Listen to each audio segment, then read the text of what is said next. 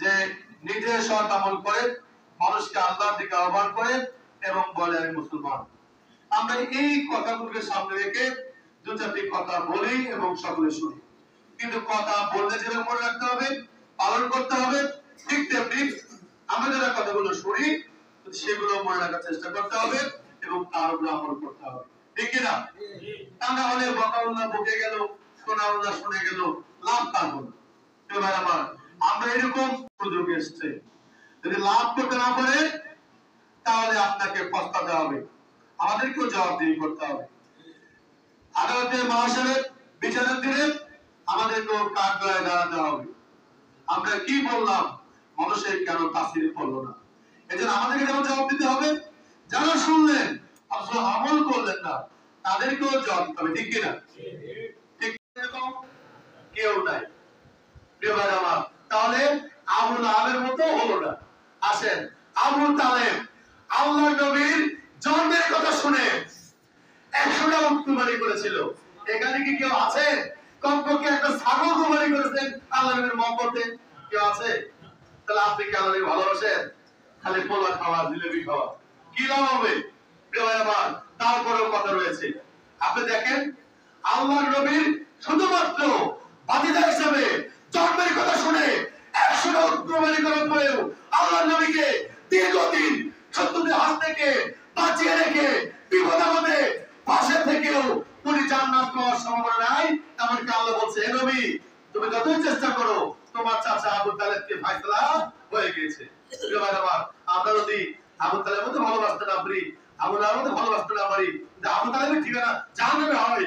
আবু লাহাবের ঠিকানাকে কাজ করার জন্য নির্যাতনমূলক সাহায্য দিয়েছিলেন, এমনকি তার শিরস্থানে রক্তের জমা হয়েছিল, তার পজুতায় রক্তে ভরাট হয়ে গিয়েছিল।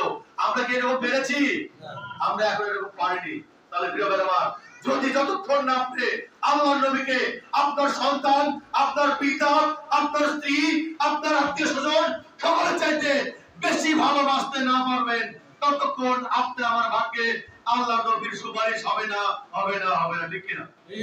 আমাদের বলেছে যে ব্যক্তি আমাকে তার সন্তান, পরিবার, প্রয়োজন, অর্থ, সম্পদ সবকিছুর ঊর্ধ্বে আমাকে ভালো না বাসবে, আমি নবী তার সুপারিশ করতে পারবো না, ঠিক কিনা? আমার আল্লাহ বলেছে, বর্ণনা আছে পর্যন্ত কোন নবী আলাইহিস সালাম প্রবেশ করবেন না। সুবহানাল্লাহ। কথাই বলতে পারছি। আমরা এমন এক ভাগ্যবান, আমাদের এই নবীর উম্মত হিসাবে আমরা জান্নাতে প্রবেশ না করা পর্যন্ত, কিয়ামত পর্যন্ত যত নবী মানে আল্লাহর নবীর আগে যত নবী এসেছিলেন, এরকম কোন নবীও বেহেশতে প্রবেশ করবে না। তাহলে সেটা ভাগ্যবান কিনা?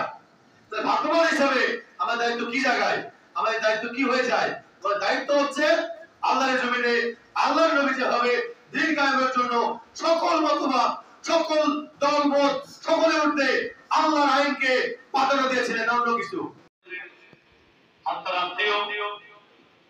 যারা আমাদের মাইকের সামনে শুনতে পাচ্ছেন, সকলের প্রতি আন্তরিক সালাম, আসসালামু আলাইকুম ওয়া রাহমাতুল্লাহ। তারা পৌরসভার সম্মানিত সভাপতি উপস্থিত রয়েছেন বাংলাদেশ শ্রমিক কল্যাণ ফেডারেশন বগুড়া জেলা শাখার সংগ্রামী। এখনকার সমাজের লোক যাব না, আগে যায়নি, এখন তো সময় আছে, সবাই যাচ্ছে, কিন্তু ইনশাআল্লাহ আগামী দিনে সবাই যাবে। আমি এই কথাকে বলতে চাচ্ছি, খালি জন্মের কারণে একটা দাসীকে মুক্তি করে দেয়,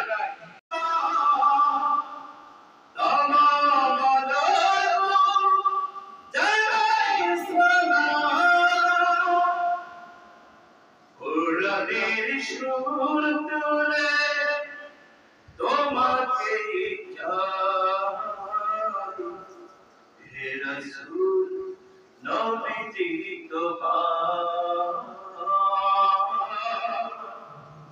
হে রাসূল নবীজি তোমায় আমি কোরআনের সুর মাঝে শুনেছি যে আজানের সুর মাঝে শুনেছি ও নাম জপেছি আমি আমার হৃদয় হে রাসূল নবীজি তোমার হে রাসূল নবীজি তোমার সুর মাঝে শুনেছি যে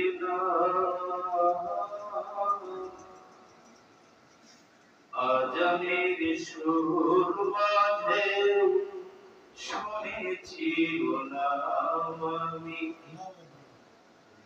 কোরআনের সুর মাঝে শুনেছি যে নাম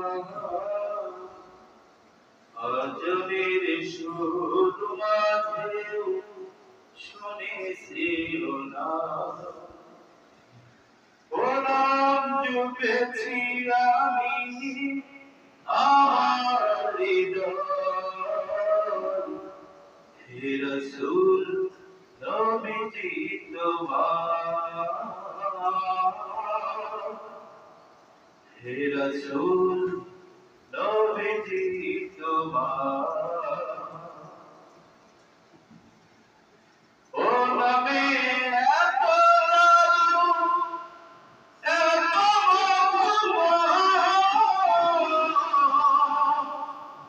ও নাম নিয়ে সুরভি ছোড়া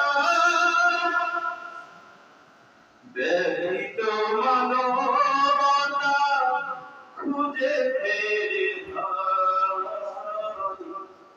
হে রাসূল নবীজি তোমার হে রাসূল নবীজি তোমায় আমি কোরআনের সুর মাঝে শুনেছি নাম আজানের সুর